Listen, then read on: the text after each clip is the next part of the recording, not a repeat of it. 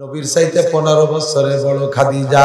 নবীর বয়স যখন 25, খাদিজার তখন বয়স 40। ওই সময় হইছে বিয়ে, তাহলে 15 বছরের ডিস্টেন্স। নবী নবুয়তি পাইছে 40-এ, ওই সময় খাদিজার বয়স 55। এই 55 বছরে মহিলারা কিন্তু আয়েশা হয়ে যায়। পুরুষের যৌবন থাকে, শক্তির যৌবন থাকে 40 বছর, পুরুষের পূর্ণ শক্তির যৌবন থাকে 40 বছর। তবে পুরুষের পুরুষত্বের চাহিদা থাকে মরণের আগ পর্যন্ত, আর নারীদের নারীত্বের যৌবন থাকে 55 বছর। 55 বছরে নারীদের মাসিক বন্ধ হয়ে যায়, ওর পরে নারীদের আর যৌন চাহিদা থাকে না। আল্লাহু আকবার। এইটা হলো চরম বার্ধক্যের বয়স। খাদিজাতুল কুবরা এই 55 বছরের একটা বুড়ি মহিলা। মক্কা থেকে গারে হেরা জাবালে নূর এখন হয়েছে 3 কিলোমিটার।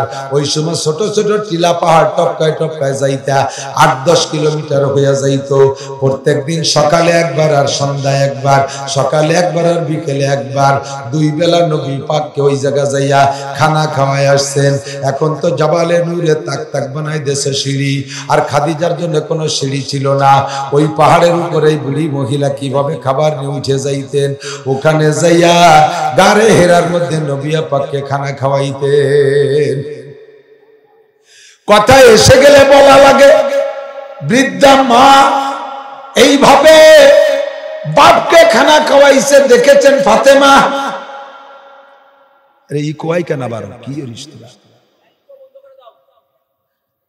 আমার বুড়ি মা আমার আব্বাজিকে গারে হেরাই নিয়া জাবালে নূর, কত উঁচু যারা গিয়েছেন বুড়োরা এখন যাইয়ে বুড়ো কালে হজে যায়, উঠতে সাহস পায় না, যাইয়ে জিয়ারায় যায়, যাইয়ে নিচে তাকায় দেখি একটা হাই ছাড়িয়ে চলে আসে।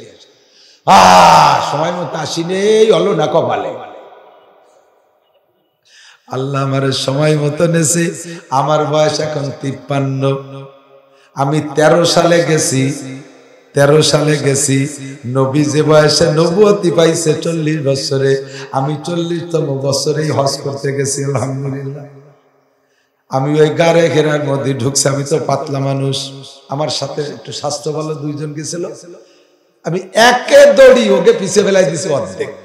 চিন্তা করলাম যে এই কয়ে মিলে উঠতে গেলে উঠা হবে না, মানে উস আসার আগে উঠে সত্যি হবে খানি।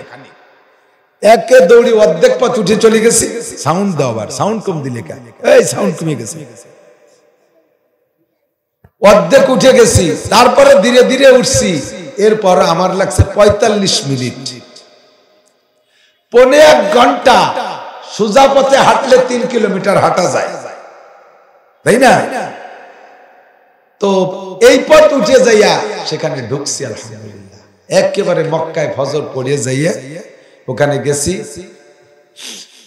মনে করছি যে আমার আগে আর কেউ যায়নি। যে দেখি এমনি অন্য কোনো পুরুষকে পাই নাই, 3টে মেয়ে অল্প বয়সী, 16, 17, 18, 20-এর উপরে না। এই 3টে মেয়ে ওই গাড়ে হেরার মধ্যে বোরকা পরে বসে কান্নাকাটি করতেছে। ওরা এই গুহার মধ্যে ঢুকছে। আমার মাথায় ধরতেছে না এরা কোন সময় আসলো। মেয়ে ছেলে মানুষ, আমি কি বা তার কাছে জিজ্ঞেস করবো। আমরা গেলে ওরা মুনাজাত মুক্তাসার করে বেরোয় আসছে। কে বা কারা পরিচয় জমি নেই। আমি ঢুকে পিছনের দিক তাকাইয়া ওই মেয়েগুলোর আর ওই জায়গা দেখলাম না, মুহূর্তের মধ্যে আর দেখলাম না। জিন না ফেরেশতা কে, আল্লাহই ভালো জানে। ঢুকে গেলাম যখন গাড়ে ঘেরার মধ্যে, মনে হচ্ছিল আমার কাছে জিবরাইল আসবে। এমন জায়গা, ছোট্ট একটা গুহা, ওর মধ্যে ঢুকছি। ঢুকে যে আমার মনে হয় যেন জিবরাইল আমার কাছে আসবে। আর ওই জায়গা পাথরের গায়ে রং দিয়ে লেখা ইকরা বিসমি রাব্বিকাল্লাযী খলাক, 5টা আয়াত ঘুরে ঘুরে লেখা। মনে হয় যেন এই 5টা আয়াত এখনই নাজিল হচ্ছে। আল্লাহর নবী ওখানে 40তম দিন লাইলাতুল কদরে একা একা রাতের বেলায় বসে আছে। ইতিমধ্যে বিশাল একটা জোয়ান আয়েশা নবী পাকের সামনে দাঁড় হলেন, এসে সামনে বসে গেলেন। পরিচয় টরিচয় কিছুই দেয় নাই, এসেই বলতেছে ইয়া মুহাম্মদ ইকরা, হে মুহাম্মদ তুমি পড়ো। হুজুর কয় মা নাবি কারি, আমি তো কোনোদিন পড়তে পারি না। আবার কয় ইকরা, মা আনা বিকারিন, আমি পড়তে পারি না। আবার কয় ইকরা, পড়েন আপনি পড়েন, কয় না পড়তে পারি না। হাগাত জিবরাইল মা সাদরিহি, নবী পাককে ধইরা জিবরাইল বুকের সাথে চাপা দিলেন, চাপ দিয়ে ছেড়ে দিয়ে কয় ইকরা বিসমি রাব্বিকাল্লাযী খলাক। এবার যা বলে নবী টপ টপ করে পড়তে শুরু করিয়া দেয়। আল্লাহু আকবার। এখান থেকে সূরা আলাক নাজিল হলো প্রথম, ইকরা বিসমি রাব্বিকাল্লাযী খলাক, মাত্র 5টা আয়াত। কয় আয়াত? এই 5 আয়াত নিয়ে নবী চলে আসছেন। লম্বা কিসসা, কাইফা কানা বাদুলহি, ওহির সূচনা কিভাবে হলো বলতে গেলে রাতের পর রাত কেটে যাবে। তবে ওই জায়গায় নাজিল হয়েছে মাত্র 5টা আয়াত, আর একটা আয়াত ও জায়গা হুজুরের উপরে নাজিল হয় নাই। পরবর্তী আর নবী ওখানে গিয়ে কোনো আয়াত পান নাই, নাজিল হয় নাই। গিয়েছেন কিনা তার ইতিহাস আমার জানা নাই, তবে ওই জায়গার কোনো আয়াত নাজিল হয় নাই, মাত্র 5টা আয়াত। এই 5 আয়াতের বদৌলতে একটা পাথরের পাহাড়ে ওই 5টা আয়াত কিন্তু মুখস্থ করে নাই। পাহাড়ের কাছে যদি জিজ্ঞেস করি, পাহাড় তুমি এই 5টা আয়াত পড়ে শোনাও, শুনাইতে পারবে নাকি? কথা বলেন। ওই 5টা আয়াতের হাফেজ হয় নাই পাহাড়টায়। 5টা আয়াত ওই পাথরের গায়ে কেউ না কেউ লিখে রাখছে, আল্লাহও লিখে রাখে নাই। বন্ধুরে, মাত্র 5টা আয়াতের ওসিলায় ওই পাথরের পাহাড়, যেই পাথরের পাহাড় আরো হাজার হাজার পাহাড় সৌদি আরবে আছে, ওই সম্মান অন্য পাহাড়ের নাই, যেই সম্মানটা এই পাহাড়ে অর্জন করেছে। মাত্র 5টা আয়াতের কারণে পাহাড়টা কত দামি। সেই থেকে নিয়ে আজও পর্যন্ত কোটি কোটি মুসলমানরা হজে যায়, আর প্রত্যেকে 1-2 বার 5 বার করে দেখে। প্রত্যেকে ওই জায়গারে বরকত মনে করে, ওই জায়গা যাওয়ারে নিজেকে সৌভাগ্যের বিষয় মনে করে, ওই জায়গা যাওয়াকে গর্বের বিষয় মনে করে। ওই পাহাড়টার একটু চুমো খায়, পাহাড়টার উপরে উঠে একটু ঘুরে ঘুরে দেখে। একমাত্র 5টা আয়াতের কারণে যদি পাহাড়টা এত দামি হতে পারে। এই ছেলেটার পেটের ভিতরে আজকে 30 পারা কোরআন শরীফ ফাইনাল, ওর মাথায় আমরা পাগড়ি পেঁচাই দিছি। এই ছেলেটার পেটের ভিতরে 6666 আয়াত। 5 আয়াতের কারণে পাহাড়টা যে পরিমাণ সম্মান পায়, তার চাইতে কত গুণ বেশি হাফেজ সাহেব পাইবে। কথা কন। हर लहजा है मोमिन के नई शान नई यान, गुफ्तार में किरदार में अल्लाह की बुरहान, कहारियो गफ्फारियो कुद्दूस जबारूत, ये 4 अनासर हो तो बनता है मुसलमान। हमसाया जिब्रील आमीन बंदा खाकी है, उसके नशीबन न बुखारा न बदख्शा, ये राज किसी को नहीं मालूम के मोमिन आरी नजर आता है, हकीकत में है कुरान। হাফেজ সাহেব দেখতে একটা মানুষ মনে হয়, হাফেজ সাহেব দেখতে আমার মতো একটা মানুষ মনে হয়, মৌলিকভাবে ওটা খালি মানুষ না, ওটা 30 পারা কুরআন। সাইয়্যিদুনা মুহাম্মদুর রাসূলুল্লাহ সাল্লাল্লাহু আলাইহি ওয়াসাল্লাম আমাদের প্রিয় নবী, রাহবারে উম্মত, শুধু মুসলমানদের নবী নন, যত জাতি আছে, যত ধর্ম আছে, সকলেরই নবী আমাদের নবী। শুধু মানুষেরই নবী নন, জিনদেরও নবী, ফেরেশতাদেরও নবী। হাত্তাকে নবী আলাইহিস সালাতু ওয়াস সালাম বলেন, আমি নবী হয়ে আসার পরে আল্লাহ তাআলা যদি আগের সকল নবীদেরকেও আবার দুনিয়ায় পাঠিয়ে দেন, সব নবীদের উপরে ওয়াজিব হবে আমাকে নবী বলে মেনে আমার কলেমায় একমত হওয়া। আদম আলাইহিস সালামও যদি আসেন, মুসা, ঈসা, ইব্রাহিম আলাইহিমুস সালামও যদি আবার আসেন দুনিয়ায়, তাহলে সব নবীর উপরে ওয়াজিব আমার সাথে এই কলেমা পড়ে লা ইলাহা ইল্লাল্লাহু মুহাম্মাদুর রাসূলুল্লাহ, এই কলেমা আবার সবার পড়তে হবে। যার প্রমাণ হাদিসে আসছে, ঈসা আলাইহিস সালাম আবার আখেরি জামানায় আসবেন। কিয়ামতের পূর্বে 10টা বড় ঘটনা ঘটবে, যাকে আলামতে কুবরা বলা হয়। পশ্চিম আকাশ থেকে সূর্য উদয়, দাজ্জালের আগমন, ইয়াজুজ মাজুজের আবির্ভাব, দাব্বাতুল আরদ, দুখান ধোঁয়া, এভাবে যে 10টা আলামতের কথা বলা হয়েছে কিয়ামতের আগে, তার একটা হলো মাহদী আলাইহিস সালামের আগমন, আর একটা হলো ঈসা আলাইহিস সালামের আগমন। মাহদী আলাইহিস সালাম দুনিয়া আগে আসেন নাই, উনি প্রথমেই আসবেন।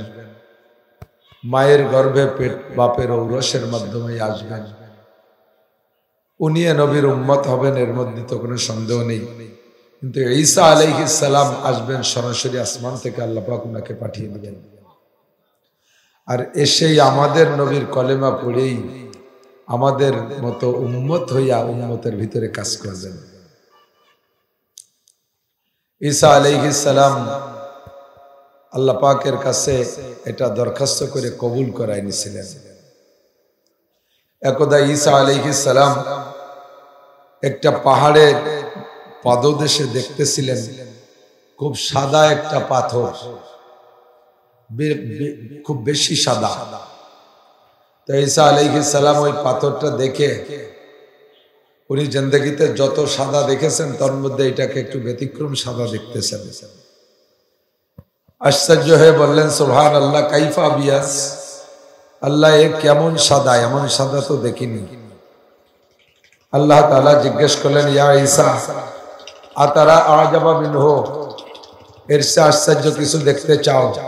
এই পাথর সাদা আশ্চর্য, ঠিক আছে, এর চেয়ে আশ্চর্য আমার কাছে আছে, দেখতে চাও? ঈসা আলাইহিস সালাম বললেন, আল্লাহ তোমার কুদরতে আজিবা, তোমার কুদরতের যত যত আজিব আছে সব দেখাইলে দেখব। আর কি আজিব আছে বলো? আল্লাহ বললেন, আর একটা আজিব, আশ্চর্য, আজিব মানে আশ্চর্য, এটাই পাথরের ভিতরেই লুকাই আছে, ওটা দেখব কি করে? আল্লাহ পাক বললেন, ইজরিবি আসাকাল হাজার, তোমার হাতের লাঠি দিয়ে পাথরে পিটান দাও, সেই আশ্চর্যটা বেরিয়ে আসবে। ঈসা আলাইহিস সালাম লাঠি দিয়ে পাথরের মাঝখানে পিটান দিলেন, পাথরটা ডিম ভাঙার মতো দুই দিক দুটা খোসার মতো সরে গেল। ফাখরাজা শাবুন ইউসাল্লি আলাল মুসাল্লা, দেখা গেল একটা যুবক ওই পাথরের ভিতরে ছিল, সে এখনো আছে সেই অবস্থায়, পাথরের দুই টুকরা দুই দিক সরে গেছে। যুবক জায়নামাজের উপরে দাঁড়িয়ে দাঁড়িয়ে নামাজ পড়তেছে। অবশ্যই আশ্চর্যের বিষয়, আগে জানা যায় নাই, বোঝা যায় নাই, দেখা যায় নাই, নিশ্ছিদ্র, কোনো ছিদ্র নাই, ফুটো নাই, অক্সিজেন ঢোকার কোনো ব্যবস্থা নাই, তার ভিতরে জীবিত মানুষ, আবার সুন্নতি পোশাক পরিহিত যুবক জায়নামাজের পর দাঁড়িয়ে দাঁড়িয়ে নামাজ পড়তেছে। দেখে উনি সত্যি আশ্চর্য, দাঁড়িয়ে আছে, অপেক্ষায় আছে, দেখি আর কত দূর কি দেখা যায়। যুবক সালাম ফিরানোর পরে ঈসা আলাইহিস সালাম জিজ্ঞেস করছে, ভাই কাম তা'বুদাল্লাহ ফি হাযাল হাজার, কতকাল তুমি এই পাথরের মধ্যে ইবাদত করতেছ? যুবক জবাব দেয়, তাকরিবান 400 আম, আনুমানিক 400 বছর আমি নামাজ পড়তেছি। এই প্রত্যেকটাই আশ্চর্যের বিষয় না? 400 বছর হবে। জায়নামাজের এক পাশে অপরিচিত ফল, দেখতেও যেমন, গ্রানও আসতেছে তেমন, কিন্তু ফল অপরিচিত ফল, দুনিয়া এরকম ফল নেই। তো যুবককে জিজ্ঞেস করলেন, এ শাহজা, এটা কি ফল? যুবক জবাব দিলেন, হাযা রিজকুম মিনাল্লাহ ইয়ারযুকুনি আল্লাহু তাআলা ফি কুল্লি ইয়াউমিন 3 মাররা মিনাল জান্নাহ, এটা জান্নাতি ফল, প্রতিদিন আল্লাহ তাআলা আমাকে জান্নাত থেকে 3 বার ফেরেশতার মাধ্যমে এই ফল খাওয়ায়, আমি এখানে বসে খাই। আরো আশ্চর্য, যুবককে জিজ্ঞেস করলো, যুবক তুমি কি পেয়েছো এই 400 বছর ইবাদত করে?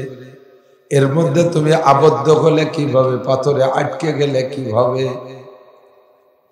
যুবক জবাব দেয়, আমি এসে একদিন বললাম, পাথর, এই পাথরটা, যে পাথরের কাছে ভিতরে আমি আবদ্ধ আছি, পাথরটা ছিল একেবারে চিকচিকে কালো। আমি বললাম, আল্লাহ এই পাথরের মধ্যে যদি কিছু থাকে তাকে তুমি কিভাবে খবর রাখো? বলতে না বলতে পাথরটা দ্বিখণ্ডিত হইয়া আমাকে পাথরের মধ্যে আটকিয়ে ফেললো। আল্লাহ পাক কথা দিয়ে জবাব দেন কম, আল্লাহ পাক বাস্তব দিয়ে কাজ দিয়ে জবাব দেয় বেশি। যুবক জিজ্ঞেস করেছে, পাথরের ভিতরে কেউ থাকলে তাকে তুমি কিভাবে দেখো, কিভাবে খবর নাও?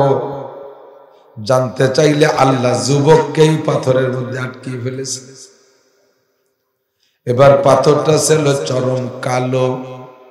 আমাকে সুযোগ দেয়া হলো, আমি ওর ভিতরে জীবিত, আমি মরি নাই। যখন দেখলাম মালিকের কাছে একটা প্রস্তাব রাখতে না রাখতে মালিক আমারে তার কুদরত দেখায় দিল, সুযোগ পেয়েছি আমি নামাজ পড়তে থাকি।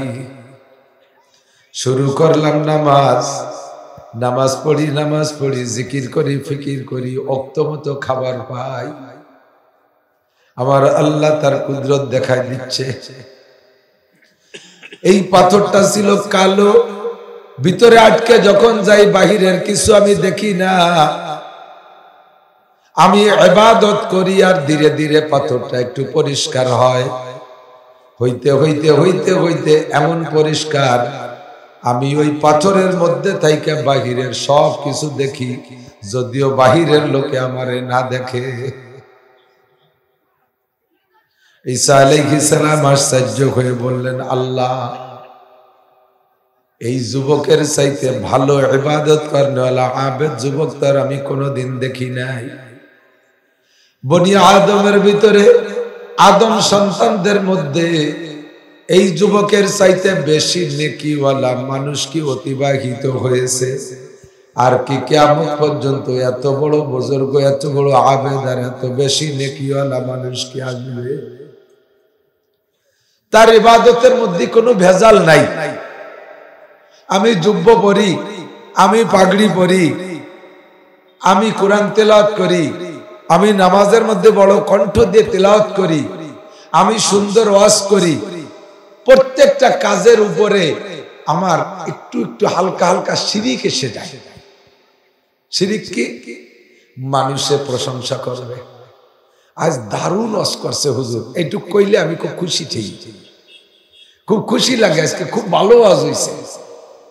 তাহলে আল্লাহর প্রশংসা, আল্লাহর কাছে প্রতিদান পাবো, তার চাইতে মানুষের প্রশংসার লোভটা ভিতরে থেকে যায়। এর নাম হলো শিরিক ফিল ইবাদত, যা আল্লাহ কড়া নিষেধ করেছেন। ওয়ালা ইউশরিক বিইবাদাতি রাব্বিহি আহাদা ফামান কানা ইয়ারজু লিকা রাব্বিহি ফালইয়ামাল আমালান সালিহা ওয়ালা ইউশরিক বিইবাদাতি রাব্বিহি আহাদা। যারা আল্লাহ পাকের সাথে সাক্ষাৎ করতে যাও, ফামান কানা ইয়ারজু লিকা রাব্বিহি, আখিরাতে আল্লাহ পাকের দিদার লাভ করতে চাও যারা, ফামান কানা ইয়ারজু লিকা রাব্বিহি, ওই ব্যক্তির জন্য জরুরি ফালইয়ামাল আমালান সালিহা, আল্লাহর দেওয়া যত নেক আমল আছে, যত ভালো কাজ আছে, নেক আমল আছে, নামাজ নেক আমল, রোজা নেক আমল, হজ নেক আমল, যাকাত নেক আমল, তিলাওয়াত নেক আমল, জিকির করা নেক আমল, মসজিদ করা নেক আমল, মাদ্রাসা করা নেক আমল, ফরজ আমল নেক আমল, ওয়াজিব আমল নেক আমল, সুন্নাত আমল নেক আমল, তাহাজ্জুদ রাকাত 50 নেক আমল, ফালইয়ামাল আমালান সালিহা, এই নেক আমলগুলো করো, তবে তবে বান্দা ওয়ালা ইউশরিক বিইবাদাতি রাব্বিহি আহাদা, এই ইবাদতগুলো করতে যাইয়া তুমি ইবাদতের মধ্যে তোমার রবের সাথে কেউরে শরীক করবা না। বুঝতে পারলাম না বিষয়টা? ইবাদতের মধ্যে রবের সাথে শিরিক হয় কিভাবে? আল্লাহ পাক বলেন, ওমা উমিরু, তুমি কি জানো না? ওমা উমিরু ইল্লা লিয়াবুদুল্লাহ মুখলিসিনা লাহুদ্দিন, তোমাকে ইবাদত করতে হুকুম করা হয়েছে। কেমন ইবাদত? মুখলিসিনা লাহুদ্দিন, যে ইবাদত করবা ওই ইবাদতটা ইখলাসের সাথে একমাত্র কার জন্য? এটুকান কার জন্য? নামাজ কার জন্য? ফরজ ওয়াজিব কার জন্য? সুন্নত আল্লাহর জন্য। যদিও নবীর হুকুম ইবাদত কার জন্য? দাড়ি রাখি আল্লাহর জন্য, অদস্ত টুপি পরি আল্লাহর জন্য, পাগড়ি পরি আল্লাহর জন্য, জুব্বা পরি আল্লাহর জন্য। কে ভালো বললো মন্দ বললো ওইটা আমার দেখার বিষয় না। হজ করেছি আল্লাহর জন্য, উমরা করি আল্লাহর জন্য, মসজিদ করি আল্লাহর জন্য, মাদ্রাসা করি আল্লাহর জন্য। ও জায়গা আমার কোনো নেম প্লেটের দরকার নাই, ও জায়গা মাইকে আমার নাম বলার দরকার নাই। কথা কোন ঠিক ঠিক না? কে বললো ভালো বললো আর কে মন্দ বললো কিছু আসে যায় না। মানুষকে খাওয়াবো আল্লাহর জন্য, এতিম খাওয়াবো আল্লাহর জন্য, গরিব খাওয়াবো আল্লাহর জন্য, যাহা কিছু করব আল্লাহর জন্য। আমার সুযোগ মতো করব, আমার তৌফিক মতো করব, আল্লাহর হুকুম মতো করব। কথা কোন ঠিক কি ঠিক না? বাপ মারা যাওয়ার পরে 7 দিনের দিন মিলাদ না দিলে মানুষে কি বলবে এই ভয়তে মিলাদ দিছি। যদিও তুমি 1 কোটি টাকা খরচ করো এই মিলাদে, তাহলে তুমি একটা কানা করি নেকিও পাবা না, কারণ তুমি ওইটা করেছো মানুষে কি বলবে সেই ভয় ঠেকানোর জন্য। আল্লাহর জন্য করো নাই, আল্লাহর জন্য করো নাই। কথা কোন ঠিক কি ঠিক না?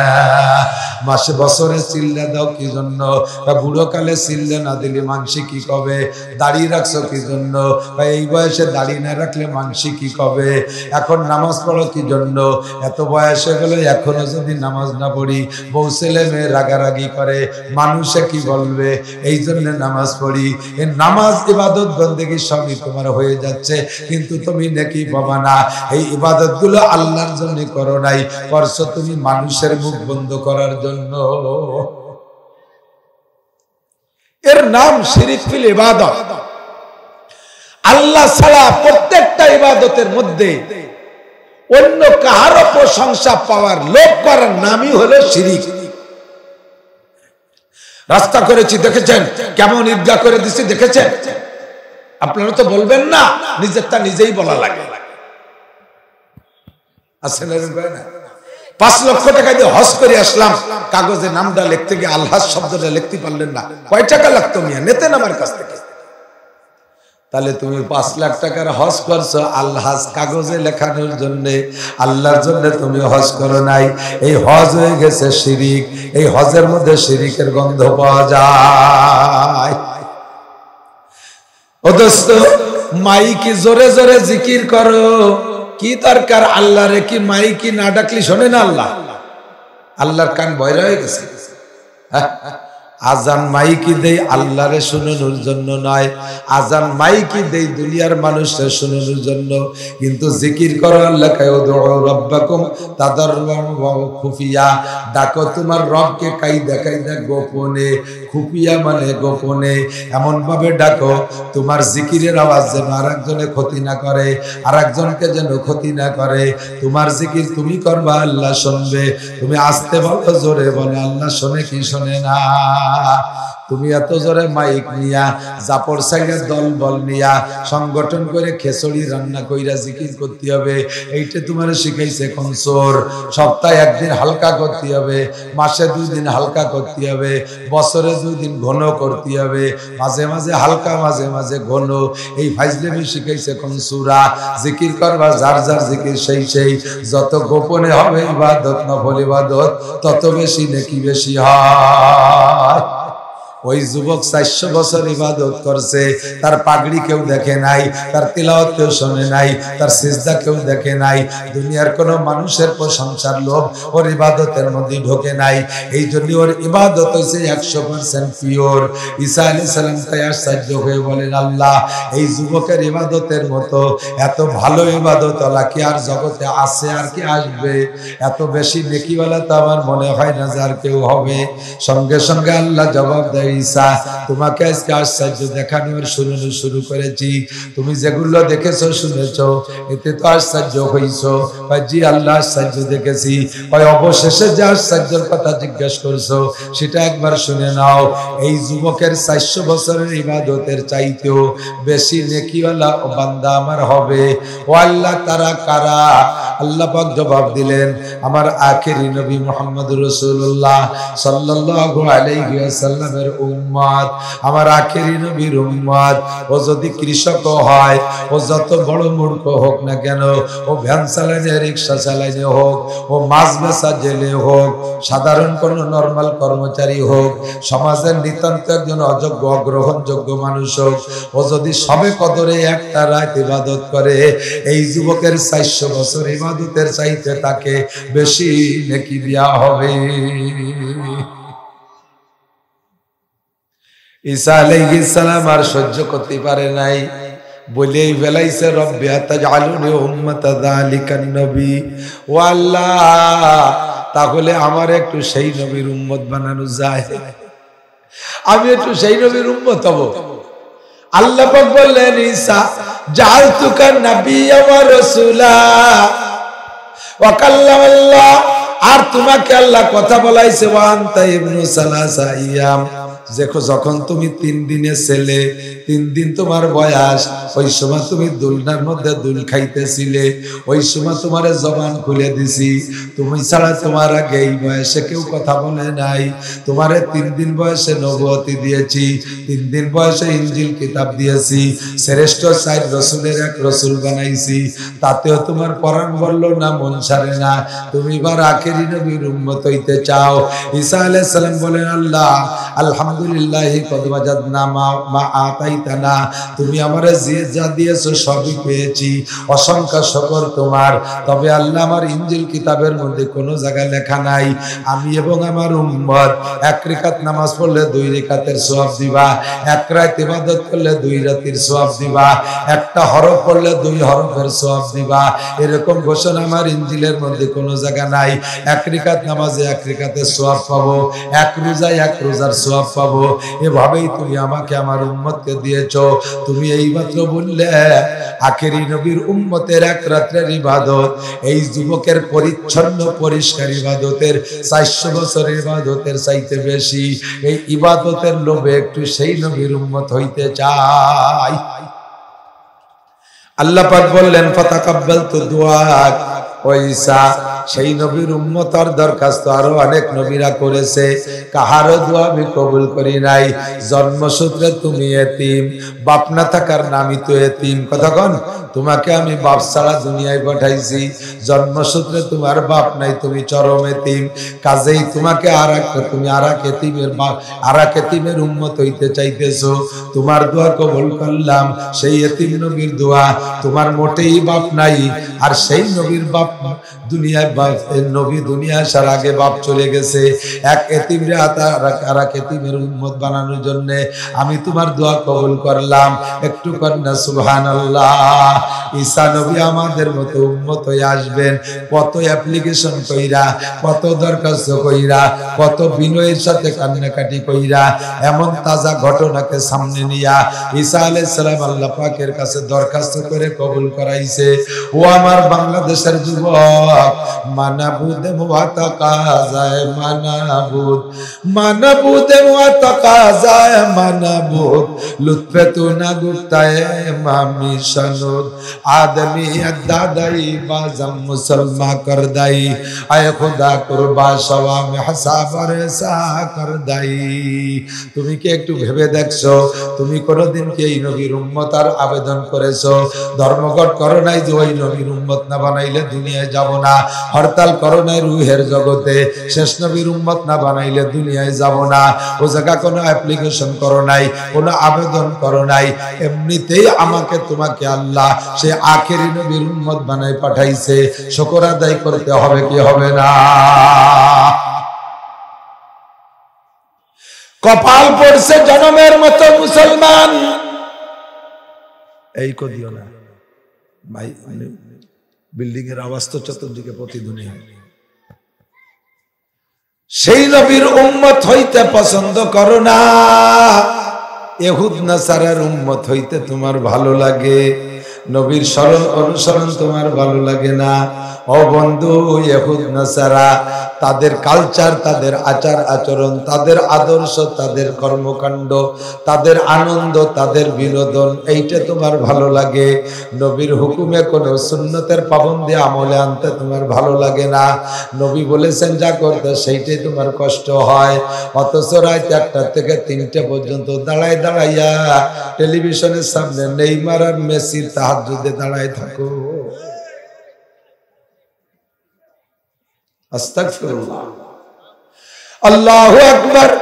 সব নবীরা চলে গেছেন, আখেরি নবী বিশ্ব নবী মুহাম্মদুর রাসূলুল্লাহ সাল্লাল্লাহু আলাইহি ওয়াসাল্লাম। সবাই একটু বলতে হবে আমাদের নবীর নাম কি? মুহাম্মদুর রাসূলুল্লাহ। বলেন। গোলাম আহমদ কাদিয়ানী নামে এক বেয়াদব নবুয়তি দাবি করেছে, ওইটা সত্য না মিথ্যা? ওটা হক না বাতিল? মোমেন না কাফের? ওর চেলা চামুন্ডা ভক্তরাও কাফের। ভালো ভালো শিক্ষিত মানুষ পয়সাওয়ালাদেরকে তারা কিনে নিয়ে যাচ্ছে। পাক্কা ইমানের সাথে থাকবো।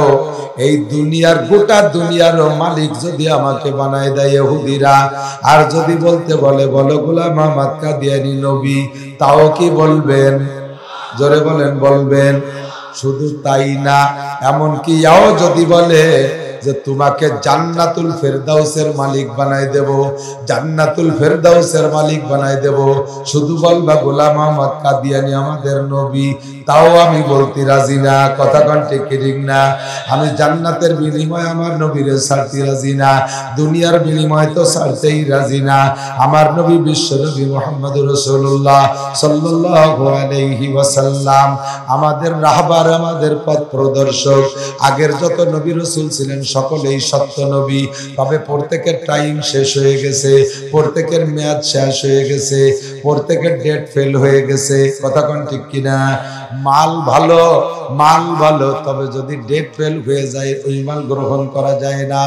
ঔষধ 1 নম্বর, একেবারে স্কয়ার কোম্পানির, কোনো সন্দেহ নাই। ইনজেকশনটার দাম 1 লক্ষ টাকা। আছে না এরকম দাম ইনজেকশন? 1 লক্ষ টাকা ইনজেকশনের দাম। স্কয়ার কোম্পানির থেকে তৈরি, একেবারে সম্পূর্ণ ভালো, কোনো সন্দেহ নাই। Pure injection.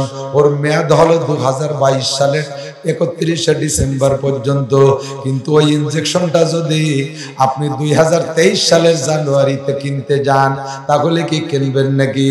মাল 1 নম্বর কোম্পানি, 1 নম্বর, কিন্তু ডেট ফেল হয়ে গেছে, ওইটা চলবে না। মাননীয় প্রধানমন্ত্রী, বিরোধী দলীয় নেত্রী খালেদা জিয়া, উনি একসময় প্রধানমন্ত্রী ছিলেন, এর মধ্যে কোনো সন্দেহ আছে নাকি? এখন কোনো সন্দেহ নাই, কিন্তু বর্তমানে ওনারে চলবে নাকি? এ সময় চলবে জননেত্রী শেখ হাসিনা। আবার যদি ইনি ফেল করে খালেদা জিয়া আসে, আবার ইনার ডেট ফেল, পরবর্তী যিনি আসবে তিনি। যত নবী রাসূল আগে ছিলেন সবাই সত্য, তবে সবার মেয়াদ শেষ হয়ে গেছে, ওনাদের টাইম ফেল। এখন চলতেছে আখেরি নবী মুহাম্মদুর রাসূলুল্লাহ সাল্লাল্লাহু আলাইহি ওয়াসাল্লামের কাল। এইটা চলবে কত কাল? ইলা ইয়াউমিল কিয়ামা, কিয়ামত পর্যন্ত। ঠিক কি ঠিক না? আয় আল্লাহ, কিয়ামত পর্যন্ত নবী আমাদের, আমার নবী, সমস্ত নবীদেরও নবী, সমস্ত ফেরেশতাদেরও নবী, জিনরাও হাজার হাজার লক্ষ লক্ষ জিন আমার নবীর উম্মত হয়েছিল, এখনো চলতে আছে। বলা হয় আল্লাহর নবীর কাছে সরাসরি কলেমা পড়ে মুসলমান হইছে জিন, এইরকম সাহাবা জিন এখনো 2-4 জন দুনিয়ায় বেঁচে আছে। আমার নবী, আপনার নবী, বিশ্ব নবী আমাদেরকে রাহবারি করার জন্য যে গাইডলাইন সংগ্রহ করেছেন, এইটা আনতে গিয়েছিলেন জাবালে নূর। হাজী সাহেব যারা গিয়েছেন হজে দেখেছেন নূর পাহাড়, যার নাম হলো, যেই নূর পাহাড়ের গুহার নাম হলো গারে হেরা। ওখানে আল্লাহ পাকের সন্ধানে একটানা 40 দিন এক চিল্লা, কয় চিল্লা? এক চিল্লা কাটাইছেন ওখানে। আমাদের উলামায়ে কেরামরা 3 চিল্লা তবলিগের জন্য একটা সিলেবাস তৈরি করছে। 3 চিল্লার তবলিগে কয় চিল্লা? কয় 3 চিল্লা। 3 চিল্লা আছে না? তবলিগ বিরোধী যারা, তারাই চিল্লে নিয়ে ব্যঙ্গ করে। চিল্লে পাইছে কোন জায়গায়? চিল্লে পাইছি অনেক জায়গা। এক নম্বরে মানুষের বডি তৈরি হয় মায়ের পেটে 3 চিল্লায়। প্রথম চিল্লা বীর্য থেকে রক্ত পরিণত হয়, বীর্য থেকে রক্তে পরিণত হইতে লাগে 1 চিল্লা। দ্বিতীয় চিল্লায় রক্তটা গোস্তপিণ্ডলিতে তৈরি হয় আর 1 চিল্লা। এবার গোস্তপিণ্ডলি থেকে মানুষের রূপ ধারণ করে আর 1 চিল্লায়। 3 চিল্লা শেষ হইলে 4 মাস শেষ হইলে ওর ভিতরে আল্লাহ রূহ দেয়। তাহলে পানি থেকে মানুষ হইতেও লাগে 3 চিল্লা। তাও তুমি অমানুষ থেকে মানুষ হইতে তোমারও লাগবে 3 চিল্লা। বেঈমান থেকে ঈমানদার হইতে তোমারও লাগবে 3 চিল্লা। বেনামাজি থেকে নামাজি হইতে তোমারও লাগবে 3 চিল্লা। বেআমল থেকে আমলি হইতে তোমারও লাগবে 3 চিল্লা। কথা কোন ঠিক ঠিক না? আল্লাহু আকবার। 2 নম্বর হলো আমার নবী গারে ঘেরাই দিয়েছেন 1 চিল্লা। ইউনুস আলাইহিস সালাম ঘর থেকে বেরোয়া পুনরায় বাড়ি ফিরে আসতে দিয়েছেন 3 চিল্লা। মাছের পেটে ছিল 40 দিন, ওখান থেকে বেরোয়া সাগরের পাড়ে লাউ গাছতলা ছিলেন 1 চিল্লা 40 দিন, ওখান থেকে বাড়ি পর্যন্ত ফিরে আসতে লাগছে আর 1 চিল্লা 40 দিন। ইউনুস নবী দেশে 3 চিল্লা, আমার নবী গারে ঘেরাই দেশে 1 চিল্লা। আমরা আপনারা সকল মায়ের পেটে মানুষ হইতে মায়ের পেটে মানুষ পর্যন্ত আসতে দিয়েছি 3 চিল্লা। কাজে দুনিয়ায় এসে মুমিন হইয়া ইসলামকে শিখে আল্লাহর নবীর পূর্ণ উম্মত হওয়ার জন্য প্রাথমিকভাবে যে শিক্ষা লাগবে ওই শিক্ষা অর্জনের জন্যও লাগবে 3 চিল্লা। আমার খাদিজা নবীর চাইতে 15 বছরের বড় খাদিজা। নবীর বয়স যখন 25, খাদিজার তখন বয়স 40। ওই সময় হইছে বিয়ে, তাহলে 15 বছরের ডিস্টেন্স। নবী নবুয়তি পাইছে 40-এ, ওই সময় খাদিজার বয়স 55। এই 55 বছরে মহিলারা কিন্তু আয়েশা হইয়া যায়। পুরুষের যৌবন থাকে, শক্তির যৌবন থাকে 40 বছর, পুরুষের পূর্ণ শক্তির যৌবন থাকে 40 বছর। তবে পুরুষের পুরুষত্বের চাহিদা থাকে মরণের আগ পর্যন্ত, আর নারীদের নারীত্বের যৌবন থাকে 55 বছর। 55 বছরে নারীদের মাসিক বন্ধ হয়ে যায়, ওর পরে নারীদের আর যৌন চাহিদা থাকে না। আল্লাহু আকবার। এইটা হলো চরম বার্ধক্যের বয়স। খাদিজাতুল কুবরা এই 55 বছরে একটা বুড়ি মহিলা। মক্কা থেকে গারে হেরা জাবালে নূর এখন হইছে 3 কিলোমিটার। ওই সময় ছোট ছোট টিলা পাহাড় টপকায় টপকায় যাইতা 8-10 কিলোমিটার হইয়া যাইতো। প্রত্যেকদিন সকালে একবার আর সন্ধ্যায় একবার, সকালে একবার আর বিকেলে একবার, 2 বেলা নবী পাককে ওই জায়গা যাইয়া খানা খাওয়ায় আসছেন। এখন তো জাবালে নূরে তাক তাক বানাই দেশে সিঁড়ি, আর খাদিজার জন্য কোনো সিঁড়ি ছিল না। ওই পাহাড়ের উপরে বুড়ি মহিলা কিভাবে খাবার নিয়ে উঠে যাইতেন, ওখানে যাইয়া গারে হেরার মধ্যে নবী পাককে খানা খাওয়াইতেন। কথা এসে গেলে বলা লাগে, বৃদ্ধা মা এইভাবে বাপকে খানা খাওয়াইছে দেখেছেন ফাতেমা।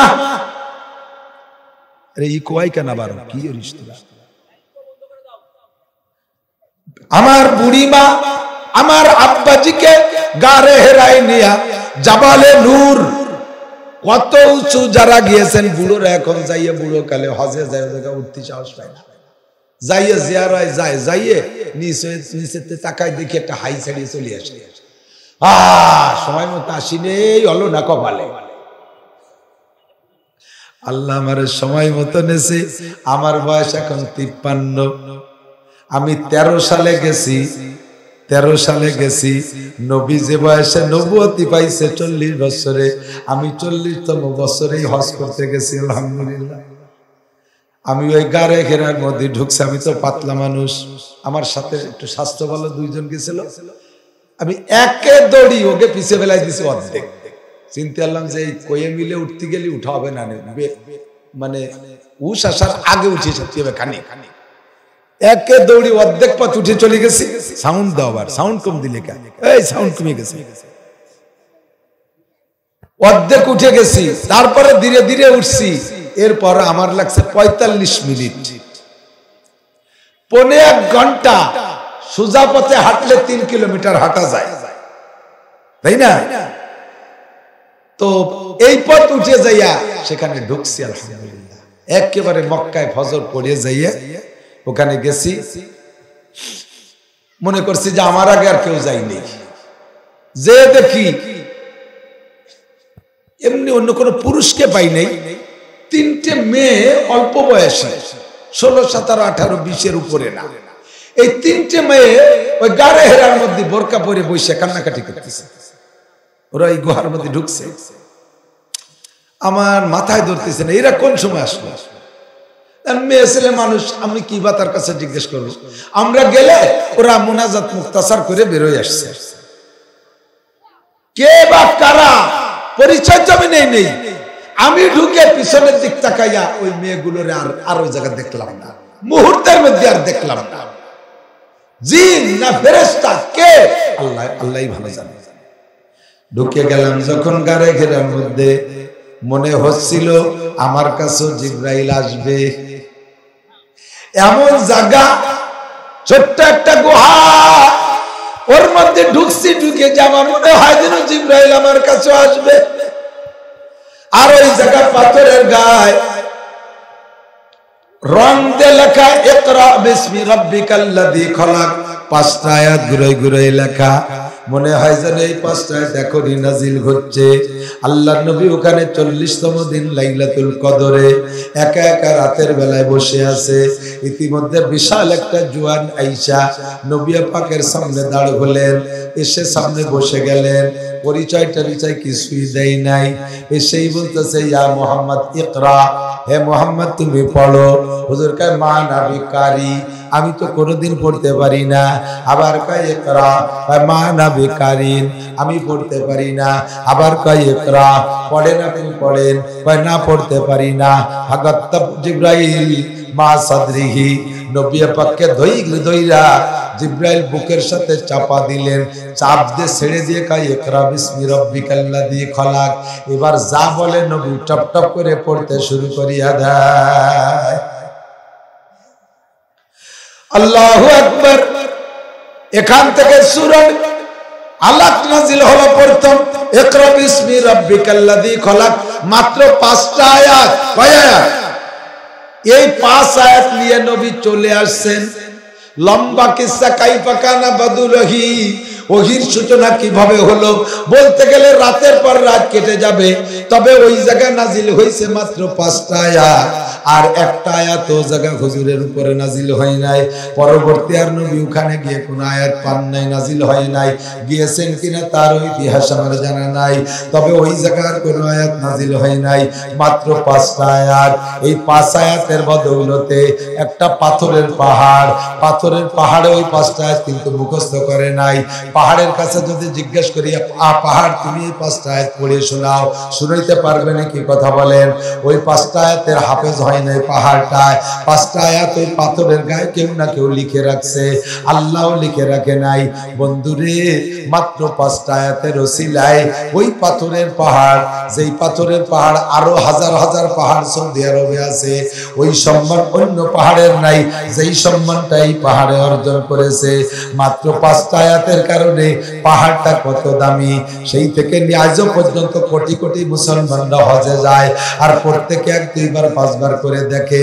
প্রত্যেকে ওই জায়গায় বরকত মনে করে, ওই জায়গা যাওয়ারে নিজেকে সৌভাগ্যবান, সৌভাগ্যের বিষয় মনে করে, ওই জায়গা যাওয়াকে গর্বের বিষয় মনে করে।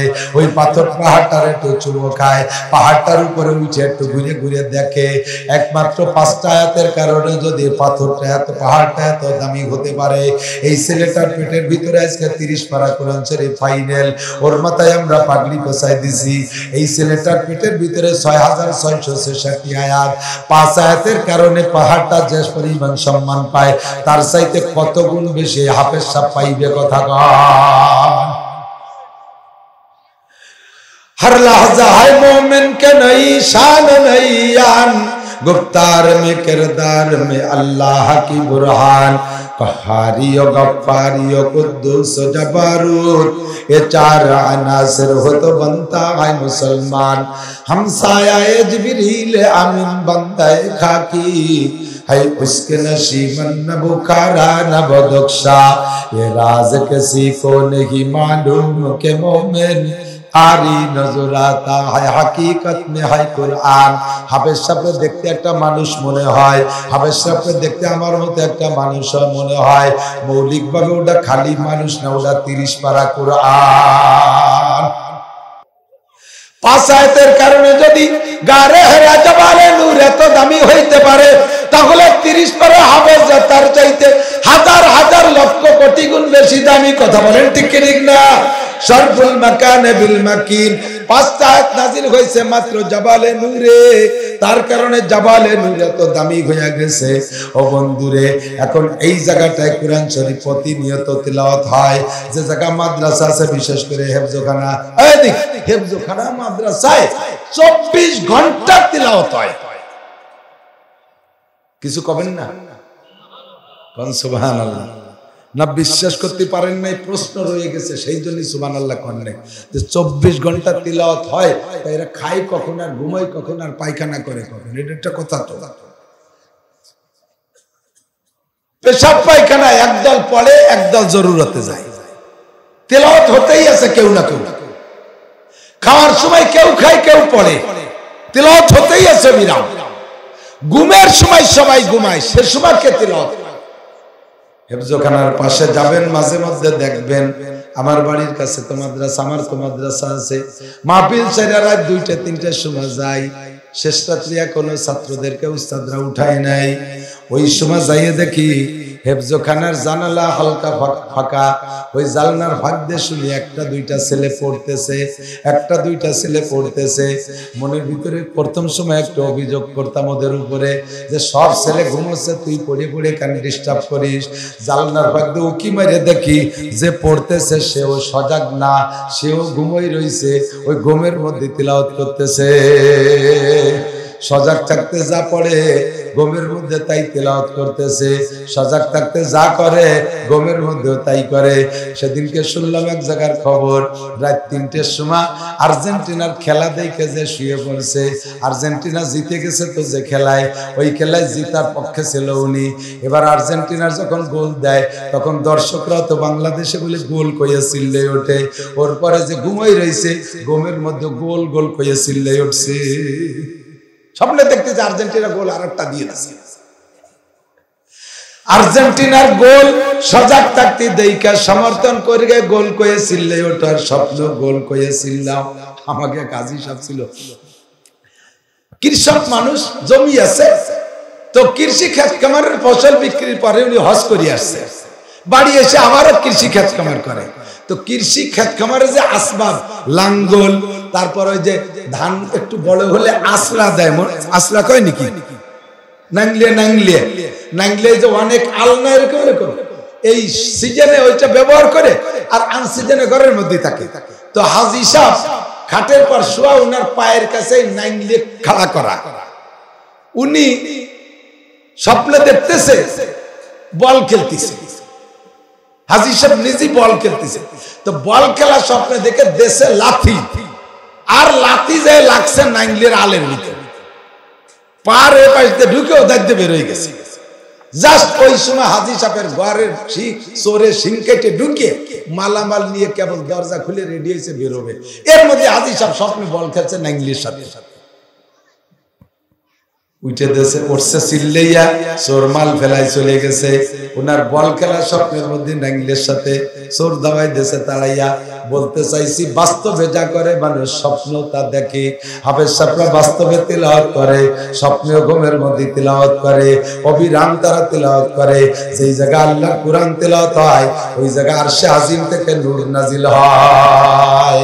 ওই এলাকায় কোরআনের বদৌলতে খুদার গজব আসে না, তার প্রমাণ আমি শুনে দেই। দাঁড়িয়ে আছেন যে ভাই দাদু তোমরা আসো, এদিকে এসে বসো, বেশিক্ষণ কষ্ট দেবে না, আমারও টাইম হয়ে যাচ্ছে, টাইম হয়েও 10 মিনিট বেশি হয়ে গেছে। আসেন সেই পাশে আসো, অল্পক্ষণের মধ্যে সেরে দেবো ইনশাআল্লাহ। দোয়া করে দেব, দোয়ার জন্য আমার আনসার, দোয়া করার জন্য দোয়াই করে দেব। এদিক তাকান, দোয়ার ওসিলায়, তিলাওয়াতের ওসিলায় আল্লাহ তাআলা কোরআনের তিলাওয়াতের ওসিলায় গজব থেকে মুক্ত রাখে। বিশ্বাস হয় কি হয় না? বালা মুসিবত থেকে হেফাজত করে। বড় ধরনের ঝড় তুফান ওই এলাকায় আসে না, বড় ধরনের মহামারী গজব আযাব আসে না। এর নগদে প্রমাণ আমি শুনাইয়া দেই। এই যে 3টে বছর চলে গেছে, করোনার 3 বছর, করোনার 3 বছর খুঁজে দেখেন সারা বিশ্বের ভিতরে করোনায় মরছে বহু মানুষ, কিন্তু সবচাইতে কম মরছে মুসলমান। কোন সবচেয়ে কম মরছে? তুলনামূলক তার চেয়ে কম মরছে বাংলাদেশে। আর সারা দুনিয়ার মধ্যে সবচাইতে করোনার সাথে অনিয়ম দুর্ব্যবহার করছে বাঙালিরা। করোনারে মোটে মূল্যায়নই করিনি, এমন সম্মানের সাথে আসছে। পয়লা কয়দিন একটু গরম পানি নাক দিয়ে মধ্যে খাইয়ে পরে যা বারিশ করি বেড়া যা দিসি মাস্ক খুলিয়ে, ঠিক না? করোনার সাথে লুকোচুরি খেলছে, মাস্ক পকেটে করে নিয়ে ঘুরি, পুলিশে দেখালে মাস্ক পরিস নি। স্যার মাস্ক তো পরার কথা আসে নাই কিতাবে, কিতাবে কি হয়েছে?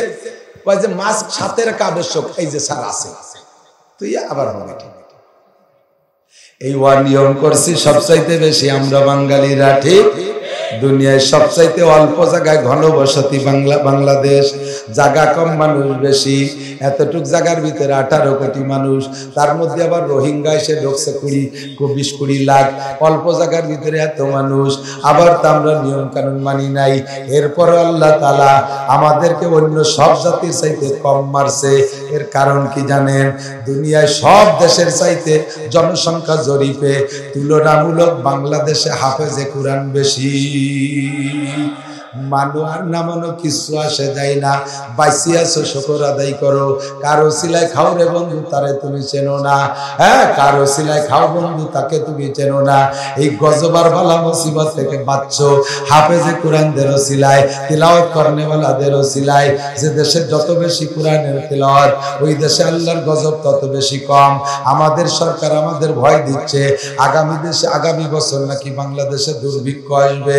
আমার একিনজে দুর্ভিক্ষ আসবে না, কারণ বাংলাদেশে হাফেজে কুরআন আছে। সারা পৃথিবীর সবচাইতে শ্রেষ্ঠ হাফেজদের বসবাস কোন দেশে? বাংলাদেশে। একটু কন্যা কোন দেশে? সারা পৃথিবীর সবচাইতে শ্রেষ্ঠ ফুটবল খেলনেওয়ালা বাংলাদেশে। হ্যাঁ, বিশ্বকাপ তো বারবার বাংলাদেশেরা জিতে নিয়ে আসে ক্রিকেটে, কথা কয় না। সারা পৃথিবীতে একটা বারও কি বিশ্বকাপ ক্রিকেট খেলেও বাঙালিরা আনতে পারছে? ফুটবলের ও লাথিও দিতে সুযোগ পাই, ঠিক না? আজকে শুনলাম ইন্দ্রা নাকি সিরিয়ালে আসছে, তবে 84তম, কিয়ামতেরও 10 বছর পরে ভাগে পাবে, বেঁচে থাকতি না। আমার হাফেজরা যে বাড়ি যায় সে বাড়ি পুরস্কার আনে কি আনে না? এই জায়গা 2 বার একটা ছেলে তেলাওয়াত শুনলাম, আমার প্রাণ প্রিয় কলিজার টুকরা হাফেজ সালেহ আহমদ তাকরিবের তেলাওয়াতের মতো কণ্ঠ মিল হচ্ছে, তার তেলাওয়াতের মতো ওরে মস্ক করার ইনশাআল্লাহ হয়ে যাবে। আল্লাহ ওকেও বিশ্ববিখ্যাত বানাক, সবাই বলেন আমিন। শরফুল মাকানে বিল মাকিন, অবস্থানকারীর কারণে অবস্থানের দাম বাড়ে আর কমে। কোন গ্রামে যদি একটা দাগি চোর থাকে, একটা মাত্র দাগি চোর, ওই গ্রামে 10,000 মানুষ আছে মোটামুটি, একটা আছে বিশ্ববিখ্যাত আন্তর্জাতিক খ্যাতি সম্পন্ন দাগি চোর। চট্টগ্রামে চোর ধরা পড়ছে, বাড়ি কোন জায়গায়? ওই গ্রাম। সিলেটে চোর ধরা পড়ছে, এটার বাড়ি কোন জায়গা? কয়তো সেই চট্টগ্রামে, সেই বাড়ি ওর ফরিদপুরের অমুক জায়গা। এইরকম যে জায়গা চোর ধরা পড়ে ওইটাই ধরা খায়। এটা ইউটিউবে ভাইরাল হয়ে গেছে, বিশ্ববিখ্যাত আন্তর্জাতিক খ্যাতি সম্পন্ন চোর। ওই এক চোরের কারণে গ্রাম দাগি হয়ে যায়। ওই গ্রামে কেউ মাইয়ে বিয়ে দিতে চায় না, ওই গ্রামে কেউ মাইয়ে আনতে চায় না। কথা বল, চোরের গ্রামে ছেলে বিয়ে দেবো না, চোরের গ্রামে মাইয়ে বিয়ে দেবো না। এক চোরের গ্রাম ফসাই ফেলায়। আবার কোন এক গ্রামে যদি একটা ভালো মানুষ হয়, ওর কারণে গ্রামের দাম বাইরে যায়। কথা কন, ওই মানুষটার সাথে সম্পর্ক কইরা কত যে মাইয়ের বিয়ে হয়। কয় যে ওই যে আইজি সাহেব না, আইজি সাহেব হলো আমার মামা। কিরম মামা? কয় যে এইভাবে ঘুরে ঘুরে ঘুরে ঘুরে প্রায় 15 মিনিট লাগছে মামা বানাতে। তাহলে আইজি সাহেবের যে কোনো ভাবে মামা জন কইতে পারছে, তাহলে তো চাকরি ওইভাবে ঘুরতে ঘুরতে একদিন হবে। এক আইজিতে পুরো গ্রামের সেমড়িকে পর্যন্ত আইজি বানাই ফেলে, এক চোরে ওই গ্রামের সাধুকেও চোর বানাই ফেলে। অবস্থানকারীর কারণে অবস্থানের দাম বাড়ে আর কমে। আজিজ পাইপ আমাদের বিশ্ব রোড, ঢাকা খুলনা, ঢাকা ফরিদপুর, ঢাকা বরিশাল, আরিসা রুটের বিশ্ব রোডের পাশে আজিজ পাইপ। জীবন করে যাই আসি, যতদিন হয়েছে মাই ইন্ডাস্ট্রিজ সাইনবোর্ড খান দেখি, এর কারণে আলাদা দাম। তবে বন্ধুরে, আজিজ পাইপ মার্কেটের নাম আমেরিকা, চীন, জাপান অত তাড়াতাড়ি যাবে না, যত তাড়াতাড়ি যাবে এই মাদ্রাসার নাম। কারণ আমার সাথে যে দেখতেছেন যতগুলো ক্যামেরা সেট করা আছে। এর ভিতরে মোবাইল যে কয়টা আছে এই কয়টার লাইনে এখনই দেখেন 10 থেকে 15-20 হাজার করে লাইভ সংযোগ আছে। বিদেশ থেকে আমেরিকা, চীন, জাপান, বিশ্বের যেখানে বাঙালি মুসলমান আছে ওরা ওখানে বসে বসে আমার বয়ান শুনতেছে। আর আমি এখানে বলে দিছি মাদ্রাসার নাম হলো, জায়গার নাম কি, শিবরামপুর। শিবরামপুর আজিজ পাইপ মার্কেট মসজিদ মাদ্রাসা। এই মাদ্রাসা আজিজ পাইপ ইন্ডাস্ট্রিজ মার্কেট মাদ্রাসা, ইন্ডাস্ট্রিজ মাদ্রাসা। এই মাদ্রাসার নাম আজকে ইউটিউবের মাধ্যমে সারা দুনিয়ায় চলে যাবে। কারণ এখানে পড়া হয় আল্লাহর কোরআন। আল্লাহর কোরআন হলো আল্লাহর কালাম, আর আল্লাহ নূর, তার কালাম নূর। আল্লাহ কয় আল্লাহ নূরুস সামাওয়াতি ওয়াল আরদ, আমি আল্লাহ আসমান জমিন ভরা একটা নূর। আমার কালামের মধ্যে নূর আছে। আমার কালামের আলোচনা যেখানে হয় ওই জায়গাটার মধ্যে আসমানি নূর পড়ে, ওই জায়গাটারে সারা পৃথিবীতে পৌঁছায় দেয়। আগামীকাল সকাল হইতে হইতে সারা দুনিয়ার ইথারে বাতাসের সাথে এই মাদ্রাসার নাম পৌঁছে যাবে। কথা বলেন ঠিক কি ঠিক না? শারফুল মাকানে বিল মাকিন। আল্লাহর কোরআনের বরকতে আল্লাহ পাক বাংলাদেশকে রক্ষা করেছে। আমি এখনো চ্যালেঞ্জ দিয়ে বলে দিয়েছি সরকারকে, তবে আমাদের প্রস্তুতি নিতে হবে। আগামী বছর দুর্ভিক্ষের সুসংবাদ দেশের বড় বড় নেতারা সারা দুনিয়া থেকে এই দুঃসংবাদ আমাদের কাছে পৌঁছাইছে যে আগামী বছর থেকে দুর্ভিক্ষ শুরু হবে। আমরা দোয়া করব, আমরা মুনাজাত করব, সারা দুনিয়া দুর্ভিক্ষে ধ্বংস হয়ে গেলেও আমার বাংলাদেশ দুর্ভিক্ষ হবে না, বাংলাদেশে দুর্ভিক্ষ আসবে না ইনশাআল্লাহ। আমরা গরিবানা হালাতে আগেও যেমন ছিলাম এর চেয়ে বড় লোক হই না হই, কমপক্ষে এরকমই কাটবে আমাদের দিনকাল ইনশাআল্লাহ। কারণ আমাদের দেশে হাফেজে কোরআনরা কোরআন তেলাওয়াত করে, এদেশের জনগণ এক মুঠ আধমুঠ করে মাদ্রাসা মসজিদে দেয়। দেন না আপনারা? দেন না? মাদ্রাসা দেন, মুষ্টি চাল দেন, টাকা দেন, সদকা ফিতরা দেন, দেবেন। এগুলো ধিক্কার দেবেন না, সত্য কথা বলবেন না। আপনারা চেহারাতে বুঝতেছি, নিজের অবস্থা নিজে জানেন। কার নামাজ কেমন শুদ্ধ বলেন তো? কার কিরাত কতখানি শুদ্ধ? নেব ইন্টারভিউ দুই একজনের, ধরবো দুই একজনের ধরি। আমি তো দেখি কারে ধরবো। মোটা দেহে একজনের ধরি। মোটা কয়জন মাথা নিচে হয়ে গেছে, মাথা উঁচু। তাহলে চিকুন একজনের ধরবো। যারা এই ধরবে সেই ফেল করবেন। আমি চিনি লোক, চিনি। শুদ্ধ করে নামাজ পড়তে পারেন না, নিয়মিত নামাজ পড়েন না, নিয়মিত ইবাদত বন্দেগী করেন না, যতটুক করেন তারপর বিশ্বাস হয় না যে ভেসতে যাইতে পারবো। কথা কণ্ঠে কি ঠিক না? যাও পড়ি কবুল হয় কিনা আল্লাহ জানে। 24 ঘন্টা দুশ্চিন্তায় আপনিও কাটান, আমিও কাটাই। এই দুশ্চিন্তার ভিতর দিয়ে আমরা ইমানটা কোনো মতে ধরে রাখছি। জান্নাতে যাবে একটা ওসিলা লাগবে, তুফাইল লাগবে। এই ওসিলাটা হলো আলেম তালবি আলিম মাদ্রাসা। এই কথাটা অন্তরে বিশ্বাস করিলেন। এদেরকে এক মুঠ দেবেন, কখনো ধিক্কার দেবেন না। বাড়ি নিয়ে এক মুঠ খাওয়াবেন, কোনোদিন ফুটা দেবেন না। চাইতে গেলে এদেরকে ধিক্কার দিয়ে গালি দিয়ে তাড়াই দেবেন না, ভিক্ষুক বলে গালি দেবেন না, তাইলে কিন্তু কপাল পুড়ে যাবে। আপনি যে দিচ্ছেন এটা আপনি আখেরাতের জন্য একটা ওসিলা তৈরি করতেছেন। এই যত মাদ্রাসা আছে উপমহাদেশে কওমি মাদ্রাসা, সমস্ত কওমি মাদ্রাসার মূল মাদ্রাসা হলো ভারতের দারুল উলুম দেওবান। এটাকে বলা হয় উম্মুল মাদারেস। সমস্ত মাদ্রাসার মা দেওবান মাদ্রাসা। ওর শাখা প্রশাখা আপনারা একটা ভাগে পাইছেন। ওই দারুল উলুম দেওবান যখন প্রথম প্রতিষ্ঠিত হয়, ছাত্র আসতেছে বিভিন্ন জায়গা থেকে। ওস্তাদ হলেন মোল্লা মাহমুদ, আর ছাত্র হলো মাহমুদুল হাসান দেওবান্দি। প্রতিষ্ঠাতা হলেন কাসেম নানুতুবি। আস্তে আস্তে যখন ছাত্র বাইরে গেছে, এলাকায় কিছু কিছু লজিং ব্যবস্থা চালু করছে। আর ওই বোর্ডিং এ যারা থাকে তাদের খাওয়ানোর জন্য মুষ্টি চাউল, মুষ্টি আটা, ওদেশে চাউল খায় না আটা খায়, মুষ্টি আটা কালেকশনের একটা প্রথা চালু করে দিলেন নানুতুবি। শরীর ভীষণ খারাপ, ক্লান্ত হয়ে যাচ্ছে, আর কথা টেনে যাচ্ছে। নানুতুবি রহমাতুল্লাহ আলাইহি বাড়ি বাড়ি মুষ্টি আটার প্রথা চালু করে দিলেন। সপ্তাহে একদিন শুক্রবার সকালবেলা ছাত্ররা গ্রামে নেমে যায়, মুষ্টি আটা কালেকশন হয়ে এনে তাই দিয়ে বোর্ডিং এ রুটি খায়। এক বড় লোক দেখা নানুতুবি রহমাতুল্লাহ আলাইহি বলতেছেন, হযরত, যেই আলেম তালবি আলিমের ওসিলায় আল্লাহ দুনিয়ার কাফের মুশরিকরাও খাওয়ায়, হাজার হাজার বেনামাজিরে খাওয়ায়, ওসিলা হলো বর হলো আলেম তালবি আলিম। আজকে তারা বাড়ি বাড়ি ভিক্ষা করবে, এইটা আমার বড় ভালো লাগতেছে না বড় খারাপ লাগতেছে? হুজুর বললেন বাবা করব কি, আমরা তো সরকারের কাছ থেকে কিছু নেই না, সরকার আমাদেরকে দেয় না, আমরা বেসরকারি মৌলবী, আমাদের জায়গা নাই, জমি নেই, ইন্ডাস্ট্রি নাই, কলকারখানা নাই, আমি এই বোর্ডিং চালাবো কে দিয়া, আমি এত বড় লোক মানুষ না, কাজেই ভিক্ষা আমার করাই লাগবে। বড় লোক বলতেছে হযরত বোর্ডিং এ কতটুকু আটা লাগে মাসে? ভাই এই পরিমাণ। বছরে কি পরিমাণ? এই পরিমাণ। তরি তরকারি কি পরিমাণ? এই পরিমাণ। এবার ওই বড় লোক কয় হুজুর আপনার এক বছরে যত আটা লাগবে সব আটা কি আমি একবার দেব নাকি মাসে মাসে যতটুক লাগে ততটুক দেব?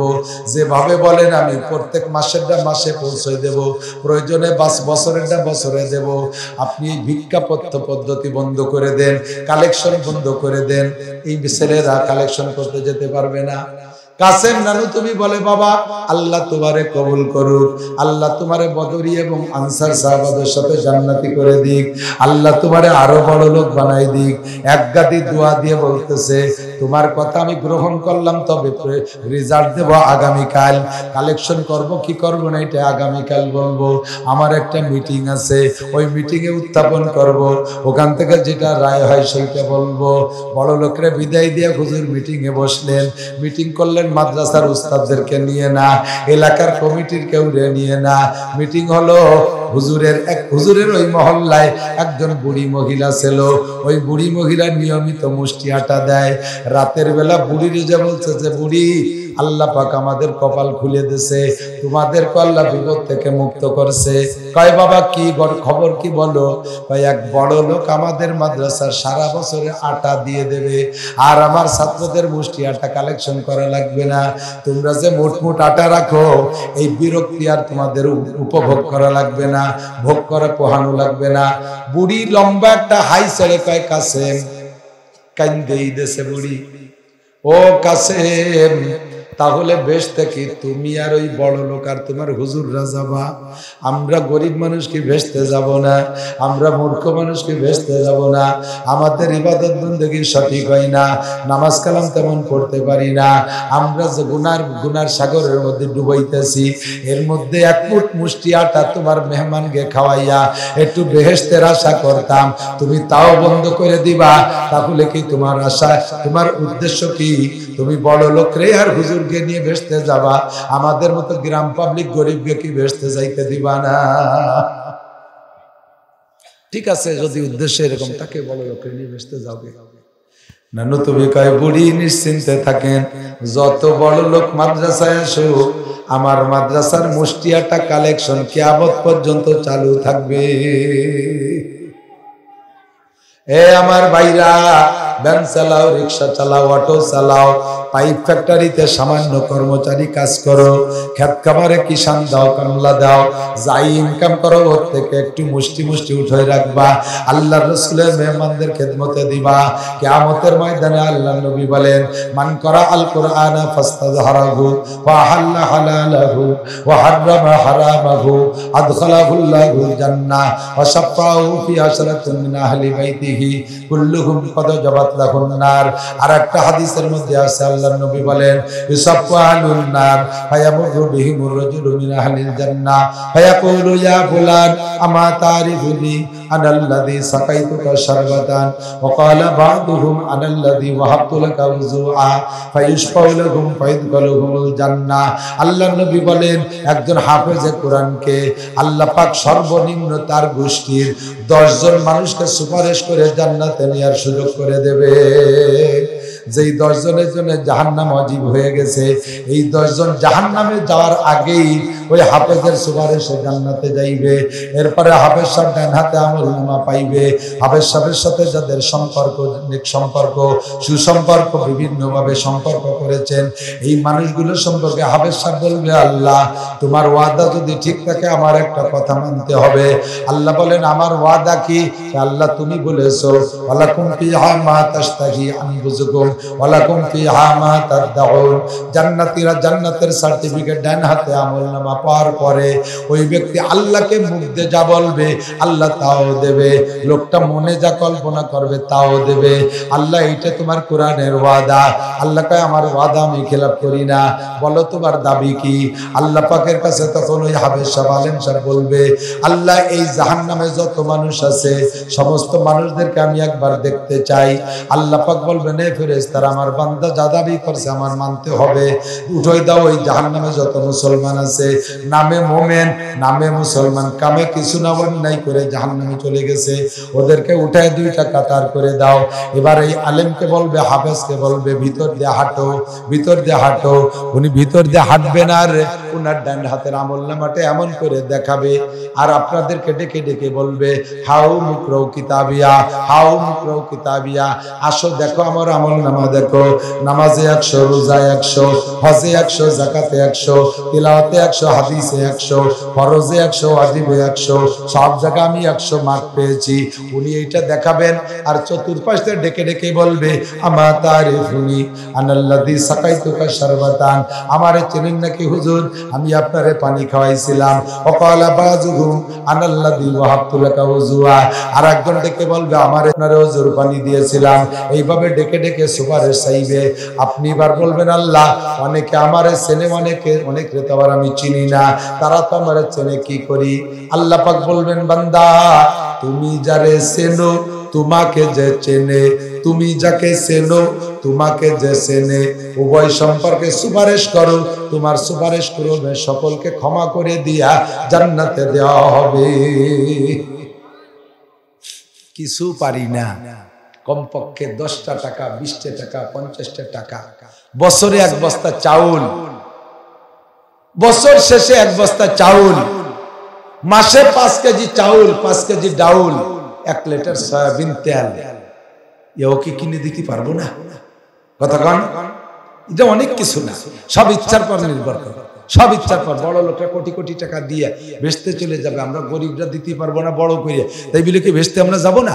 আমরা একটু মুষ্টি, এই মুষ্টি কালেকশনটা প্রত্যেকে নিয়ত রাখবেন, টাকার একটা অঙ্ক, তার অর্থের একটা অঙ্ক, ধান চাউলের একটা ভাগ আমরা মাদ্রাসায় দেবো ইনশাআল্লাহ। আল্লাহর কোরআনের মেহমানদের সাথে আমরা সম্পর্ক রাখবো, পারবো না ইনশাআল্লাহ? নিয়ত আছে না ইনশাআল্লাহ? এই কোরআনের হাফেজদের খেদমতে, কোরআনের হাফেজদের খেদমতে আপনার আব্বা মা কবরে বসে হুবহু এরকম ভাবে দেখতে থাকেন। সেদিন আমার মায়ের কাছে টাকা দিছি, মা বড় খুশি। সেম মা যেদিন মারা যাবে, মারে তো আর দিতে পারবো না, পারবো? দুনিয়ায় কেউ রে টাকা দিলে সে খুশি হবে, আল্লাহ পাক রব্বুল আলামিন সমপরিমাণ খুশি আমার মাকে কবরে রেখে করে দেবে। দুনিয়ায় মারে টাকা দিলে যেমন খুশি হতো, মা চলে যাওয়ার পরে ওই টাকাটা কেউরে দেবেন, সে খুশি হবে। আল্লাহ তাআলা জান্নাতের নিয়ামত দিয়ে আমার আপনার মাকে খুশি করে দেবে, আব্বাকে খুশি করে দেবে। আব্বা এরকম মোটা টাকা দেখে যায়নি। আমার আব্বা মারা গেছে 1000 টাকার নোট জন্ম নেওয়ার আগে। এখন প্রত্যেক 2 দিন 3 দিনে আল্লাহ তাআলা 1000 টাকার নোটের বান্ডিল বানায় দেয়। যদি আব্বা বেঁচে থাকতো একটা বান্ডিল আব্বার হাতে দিলে কি খুশি হয়।